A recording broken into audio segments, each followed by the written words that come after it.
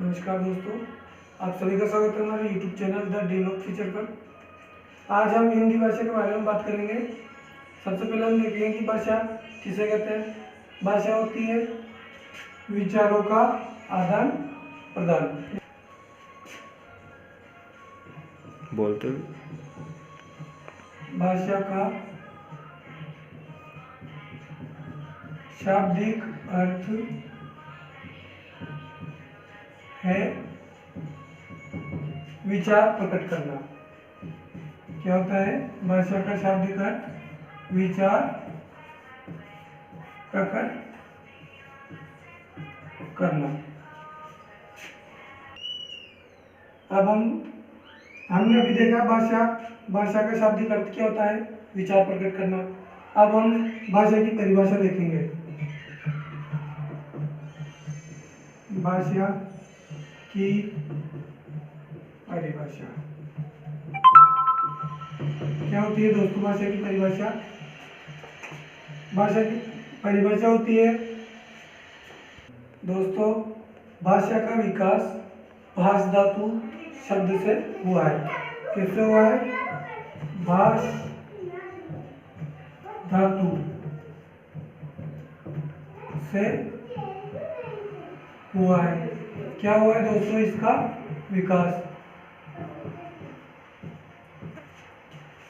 भाषा की परिभाषा देखने से पहले अपन देखेंगे कि भाषा जो है इसका विकास कहाँ से हुआ, कैसे हुआ। तो इसका विकास भाष धातु से हुआ है, और जो भाष धातु है इसका उल्लेख हमको मूल भाषा, जिसको अपन संस्कृत कहते हैं, संस्कृत से हुआ है। दोस्तों, जहाँ भी मूल भाषा आ जाए तो आपको तुरंत समझ जाना चाहिए कि मूल भाषा का मतलब संस्कृत की बात हो रही है। दोस्तों, अब अपन देखेंगे कि धातु होता क्या है। तो धातु होती है दोस्तों भाषा वाली, जो भाष धातु से विकास हुआ इसका, तो वही धातु अपन बात करें उसके बारे में कि धातु का विकास जो है संस्कृत से हुआ है। और इसका अर्थ होता है दोस्तों बोलना, कहना या उच्चारण करना।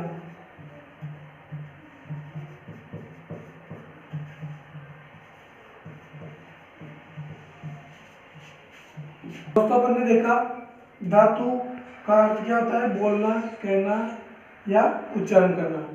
और भाषा तब तक भाषा नहीं कहलाती जब तक जो विचार है उनको अपन ध्वनि का जामा नहीं पहना देते। मतलब अपने मन में जो भी विचार होता है उस विचार को अपन जब तक ध्वनि मुंह से बोलकर नहीं कहेंगे तब तक वो विचार रहेगा अपने मन में।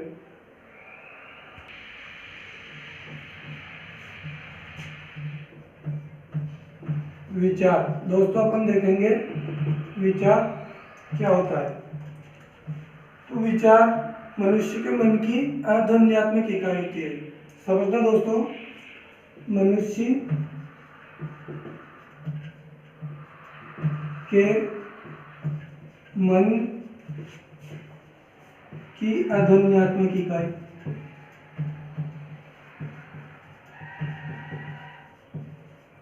अध्यात्मक इकाई होती है दोस्तों। यहाँ पे अध्यात्मक का मतलब होता है का मतलब होता है इसमें नहीं, और ध्वन्यात्मक का मतलब होता है ध्वनि, और आत्मक का मतलब होता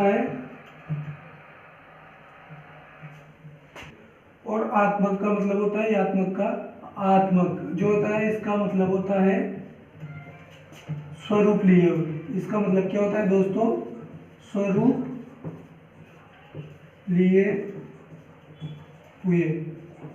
अर्थात मनुष्य के मन की वह अध्यात्मिक इकाई विचार कहलाती है। अध्यात्मिक इकाई मतलब जो विचार है उसमें कोई ध्वनि नहीं है, और जो आत्मक में ही मन में अंदर रहती है। ठीक है, वो विचार कहलाता है। दोस्तों, अब अपन परिभाषा देख रहे थे, इसी में आगे देखते हैं। इस सबको मैं पूरा डिटेल में एक लाइन में बताना चाहता हूँ, आप समझने की कोशिश करना। भाषा भाषा वो माध्यम है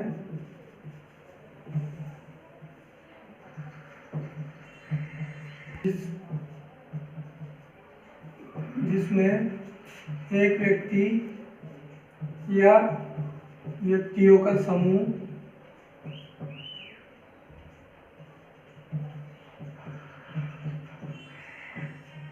किसी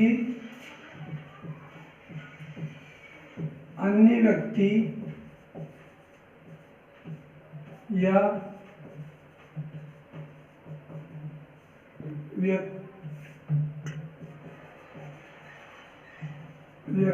व्यक्तियों के समूह तक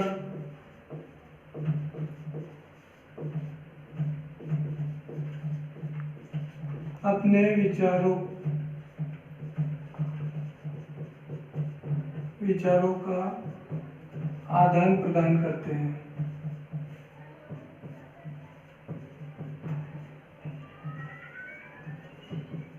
क्या होता है दोस्तों, भाषा की परिभाषा क्या है?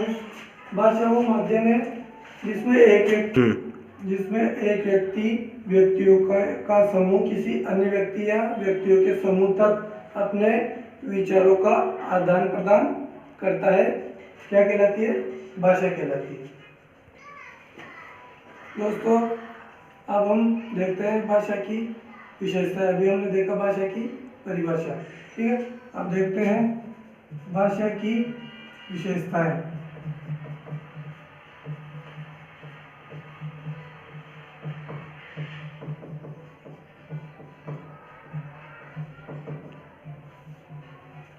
भाषा की विशेषताओं में सबसे पहले हम देखेंगे दोस्तों, भाषा क्या कौन सी प्रक्रिया है? भाषा सामाजिक प्रक्रिया है, क्योंकि समाज में बिना भाषा के हम अपने विचारों का आदान प्रदान नहीं कर सकते, ठीक है। तो भाषा की सबसे पहली विशेषता होती है कि भाषा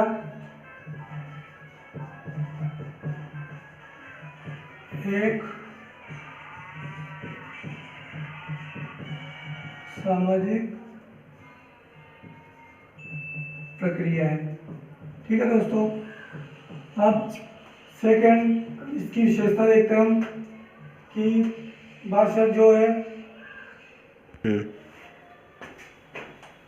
परिवर्तनशील होती है। क्या होता है दोस्तों? भाषा एक सामाजिक प्रक्रिया है, ये अपनी पहली विशेषता हो गई। और दूसरी है कि भाषा परिवर्तनशील होती है, ठीक है। तो दूसरी अपन परिवर्तन ये लिख लेते हैं विशेषता, भाषा परिवर्तनशील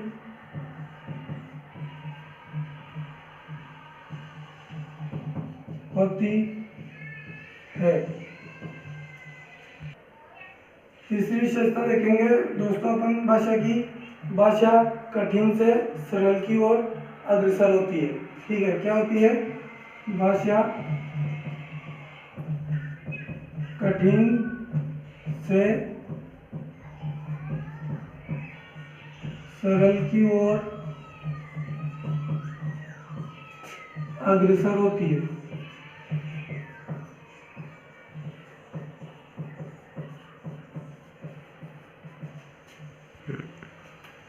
इसका आखिरी पॉइंट देखते हैं दोस्तों अपन कि भाषा का अंतिम स्वरूप नहीं होता है। दोस्तों किसी भी भाषा का अंतिम स्वरूप नहीं हो सकता।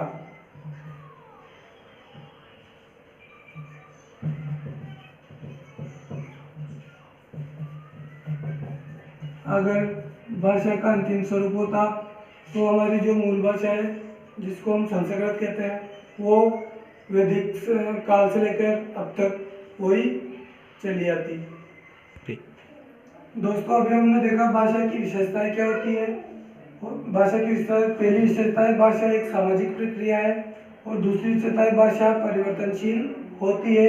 तीसरी हमने इसकी विशेषता देखी, भाषा कठिन से सरल की ओर अग्रसर होती है, भाषा का अंतिम स्वरूप नहीं होता है, ठीक है दोस्तों। हमने भाषा की विशेषता देख ली। अब हम भाषा का विकास क्रम देखेंगे। क्या देखेंगे दोस्तों? भाषा का विकास क्रम। क्या होता है दोस्तों भाषा का विकास क्रम? मनोवैज्ञानिकों ने जो भाषा का विकास क्रम बताया है वो हम अब देखते हैं। तो दोस्तों सबसे पहले अपन देखेंगे, कोई भी बालक होता है जो कुछ बोलना, पढ़ना, लिखना या सुनना प्रारंभ करता है, तो सबसे पहले बालक क्या करता है? सुनेगा। क्या करेगा? अपना वो अनुसरण करेगा, उसके मम्मी का, पापा का या परिवार में जो भी सदस्य होता है उनका वो आवाज़ सुनता है। तो अनुकरण सुनकर, आवाज़ सुनकर वो क्या करता है? अनुकरण करता है। तो बालक सबसे पहले सुनेगा, फिर उसको बोलने का ट्राई करेगा। ठीक है दोस्तों,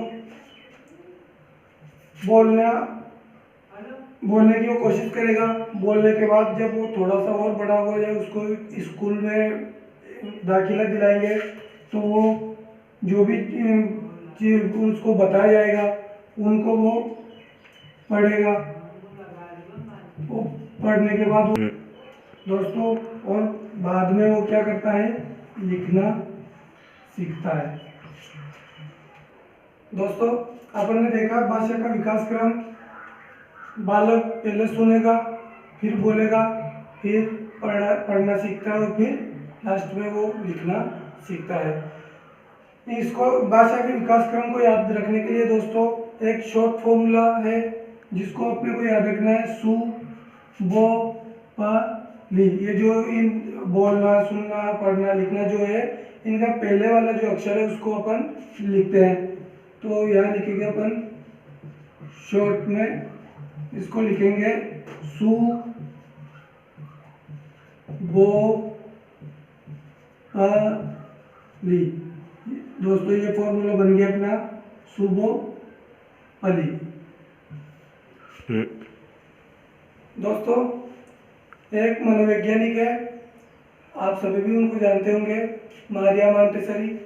उन्होंने बताया है कि बालक सुनेगा, बोलेगा और फिर लिखेगा और पढ़ेगा। तो दोस्तों ये एग्जाम में पूछ सकते हैं कि मनोवैज्ञानिक भाषा का विकास क्रम मनोवैज्ञानिकों ने कौन सा बताया, तो अपने को ये शॉर्ट फॉर्मूला जो है इसको याद रखना है।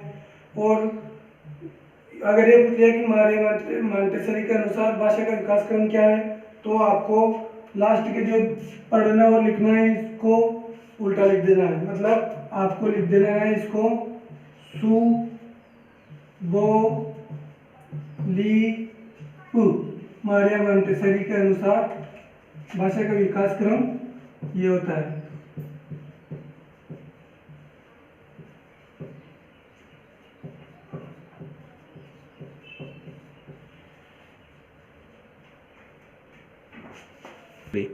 तो उम्मीद करता हूँ दोस्तों आपको वीडियो अच्छा लगा होगा। आज के लिए बस इतना ही। और अगर आपको वीडियो अच्छा लगा है तो लाइक, शेयर और कमेंट करें। और हाँ दोस्तों, चैनल को सब्सक्राइब करना ना भूलें।